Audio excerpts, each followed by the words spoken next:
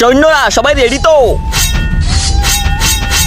আক্রমণ, আক্রমণ চালাও।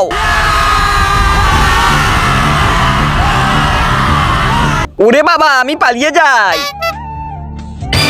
আরে মহারাজ, পালাচ্ছেন কেন? মহারাজ,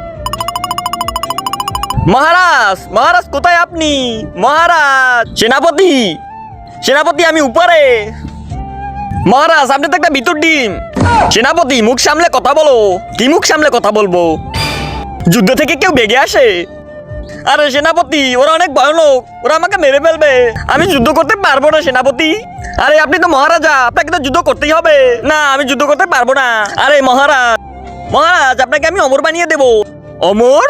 অমর হলে তো আমার কেউ মারতে পারবে না। হ্যাঁ, তাইলে আমি যুদ্ধ করব। চলেন আমার সাথে।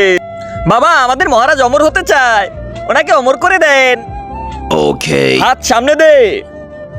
এই নে নকশা। হ্যাঁ, এই নকশার মধ্যে এমন নদীর সন্ধান আছে যে নদীতে গোসল করলে তোর মহারাজা অমর হয়ে যাবে। মহারাজ চলুন। এই তো এই তো এই তো পেয়ে গেছি। যান মহারাজ, এই নদীতে গোসল করে আপনি অমর হয়ে যান। হ্যাঁ, হেইয়া, এই তো আমাদের মহারাজ এখন অমর হয়ে যাবে। কিন্তু তার আগে এই ছবিটিকে ভালোবেসে থাকলে ভিডিওটিতে লাইক করে চ্যানেলটি সাবস্ক্রাইব করে দাও। আর যদি সাবস্ক্রাইব না করো তাহলে বুঝো তুমি এই ছবিটিকে একটুও ভালোবাসো না। আর কমেন্ট বক্সে অবশ্যই লিখে যাও আই লাভ আল্লাহ। সেনাপতি, সেনাপতি, মহারাজ, মহারাজ। হা হা হা হা হা হা হা হা। কি হয়েছে চিত্রকুল, হাসতেছো কেন? আরে যমরাজজি, এই মহারাজ গেছিল নদীতে অমর হইতে, কিন্তু ওই নদীতে ডুইবা মারা গেছে। আরে আমি মরে গেছি।